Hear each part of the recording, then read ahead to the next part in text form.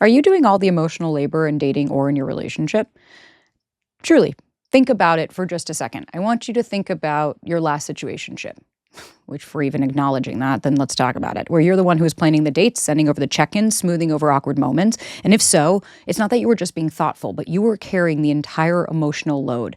And the reality is that research shows this pattern usually starts way before dating. Now, welcome to the group, guys. If you're new here, my name is Sabrina Zohar. I'm a dating and relationship coach and the host of the Sabrina Zohar Show. And I talk about this stuff all the time on the podcast, but we're going to go over it today in 10 short minutes so that I can give you some actual studies and some data.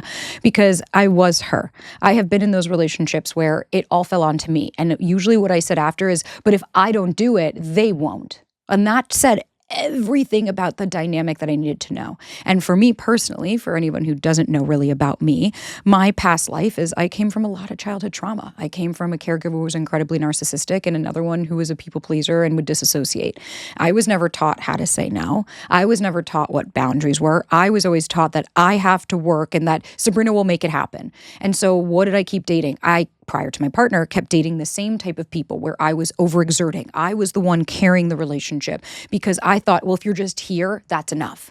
Because for me personally, at least my experience, I didn't understand what it felt like to have someone show up for you. I didn't understand what it felt like to have someone say, I choose you and you don't have to do anything about that. For fuck's sake, even in my own career, I create TikToks and YouTubes and podcasts. I have millions of followers. Even within my own career, this gets triggered within me because I'm wondering, am I doing enough? Am I making everybody happy? How can I show up for people? So please know that you're not alone, that this could show up, whether it be in your dating, your relationship, it could show up in work. It doesn't really matter. But what we want to look at is let's start to talk about the science and the why behind what it is that you're doing. And I know for a lot of us, we are scared that we'll say, well, but then they won't do it. But then, baby, I got to ask you, if you're scared that you not showing up, that you not doing more work, that you not putting in the effort, if you're scared that that means that they're not going to show up, then what are you trying to hold on to? What have you not already lost already from just being in this dynamic that you're now scared of losing even further besides yourself? Because I know, baby, welcome to self-abandonment. Self-abandonment 101. And guys, if you need more, please go check out the podcast. You could work one-on-one, ask a question. You can join the foundation course, whatever you guys need. Everything's at sabrinazohar.com. And please just know those resources are there. Or right here on YouTube, you can watch the podcast. Okay, so let's look at something which is the attachment and protest behaviors. And protest behaviors, actually, by the time this YouTube comes out, that episode will be out on the podcast. You guys can listen to more about that. So there was a study done by Mikulancer. Can I fucking botch up their name anymore? And Shaver in 2007. They found that anxiously attached people engage in things called protest behavior, which is over texting, over planning, over giving, over all of that. And the reason that they do that is to maintain closeness.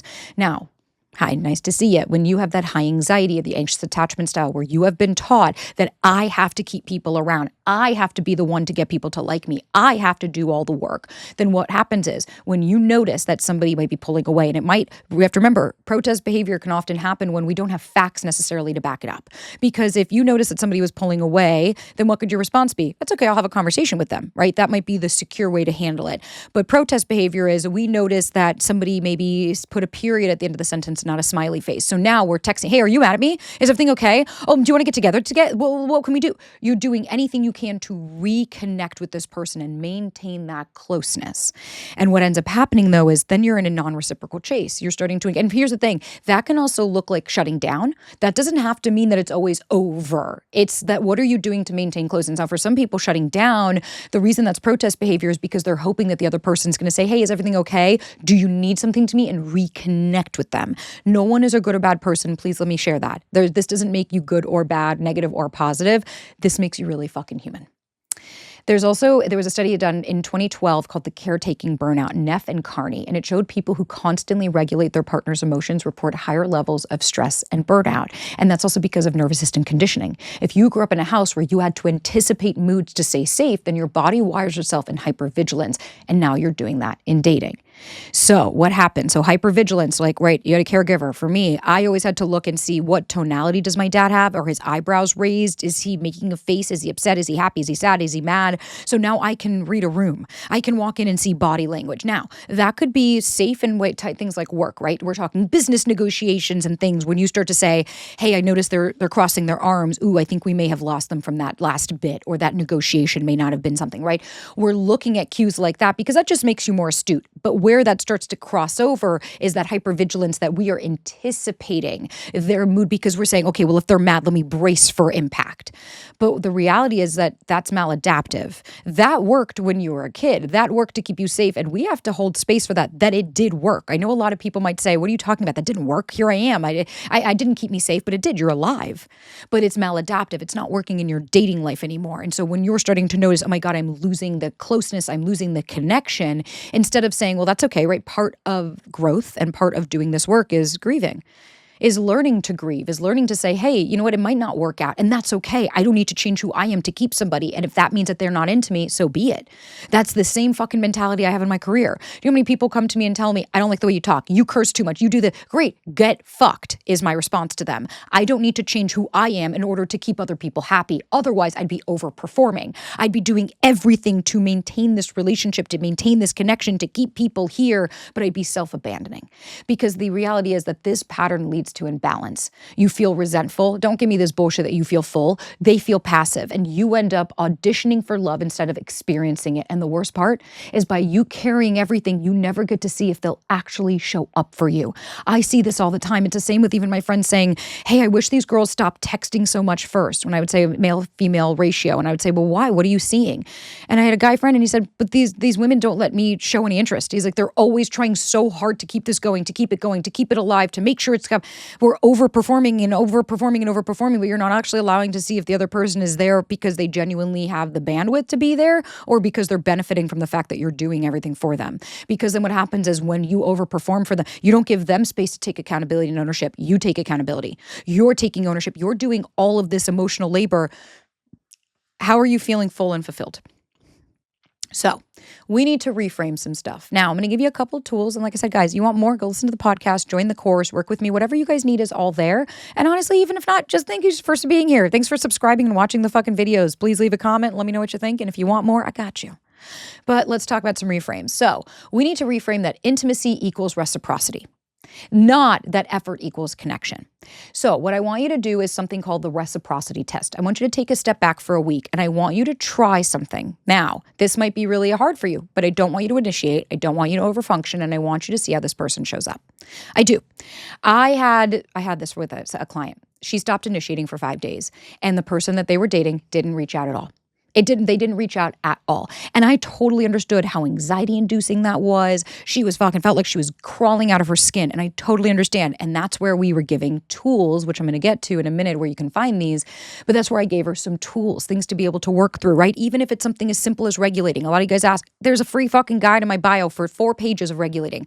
Can you grab ice cubes? Can you put some sour candy in your mouth? Can you go for a walk? Can you do 10 jumping jacks? What can you do? Do you want to do some movement? Do you want to do some sharp exhaling? What can you do to stay present? Because again, trying to do this reciprocity test to see if this person shows up, and you giving space to see how then they step forward, that might cause you might feel like you want to go literally crawl out of your skin, but you grow through the discomfort. You grow through what you go through is the cheesy saying, but it's true. You grow through the discomfort. So when you do things that make you feel uncomfortable, like I normally reach out, but today I'm not, what you're doing is you're telling your nervous system, look, I'm safe even when I don't reach out to this person. Look, I'm okay. And so we have to be able to say, what are your tools? Do you have friends that you can call, things that you could do? Because the answer can't be, well, but I just can't do it. It's like, no, you're telling your brain you can't do it, then you probably won't. But you really, really want to show up for yourself, then it's starting to do things differently. It's starting to or if you're starting to notice, take a step back and say, what is my fear right now if I don't show up? That they're not going to? Great. So then what is me overperforming going to change? How is that going to change the dynamic? If this person already isn't showing up out of their own free will, then what is me giving more of what already they're not appreciating going to change? And guys, if you've ever wondered why you can't just send a text like a normal person, why every message feels like high fucking stakes, that's not just dating anxiety. And on October 30th, I'm hosting a masterclass about why you don't trust your own voice anymore. Baby, we're going to uncover it all, where it started and how to change it. So join me at masterclass.sabrinazohar.com or link in bio, sabrinazohar.com. You can join the email list and you will be alerted about the masterclass on October 30th. That's going to give you all the tools that you could possibly need to get through this. But babies, I need you to know, if you feel like you're overperforming, constantly doing more and more and more, we got to understand what's coming up for you. What is the discomfort? Right in that moment when you want to text them and say good morning, pause and stop and ask yourself, what am I trying to do here? Am I trying to get connection? Okay, well, if that's the case, then that means I'm going to fucking sit on my phone. I'm going to sit on my hands for 10 minutes before I reach out to anybody. I'm going to write this in my notepad before I send it to them. You guys have choices, but I need you to know, do you believe that you do? I need you to ask yourself, do I believe that I have choices? Because if not, baby, well, then that's a great place to start. All right, friends. As always, thank you for sitting with me. If you guys need more, check out the masterclass, check out the link in bio, check out the podcast. And if not, thank you for being here. I'm so grateful for you guys. Leave a comment. Let me know if this helped and let me know what else you guys are curious about and we'll make some more content. All right, babies, until next time.